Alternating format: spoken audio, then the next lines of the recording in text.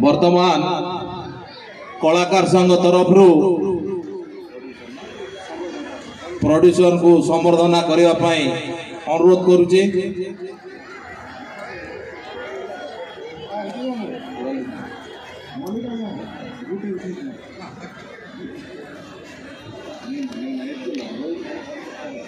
वर्तमान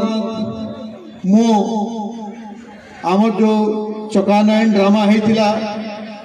जार स्वप्न जे देखी साकार करते आपण मैंने विश्वास नहीं करि पारबे। आमे जूनागढ़ रु केबे भाभी नहीं थई जे रवींद्र मंडप रे जाई करी आमे माने गोटे परिवेशन करि पारमा चकानयन जूनागढ़ रु। मुई धन्यवाद देबी आमर प्रयोजक आमर विधायक आमे जूनागढ़वासी उपकृत तांकर ए जो स्वप्न देखी करी स्वप्न के साकार करवा था आज ये मंच से आज कहले मुई जेनटा कैसी करसी और सेटा से करी करी हमके देखेले आमे बहुत बहुत चिर जूनागढ़वासी तापर आमे जूनागढ़ रे मध्य खंडा बसारे परिवेशित करथिलु आओ एगेन एई लंकेश्वरी मंच रु ही आपण मानकर आशीर्वाद नहीं करी आमे रवींद्र मंडप के जाइथिलु और एबे जस्ट 7 दिन परे 8 दिन परे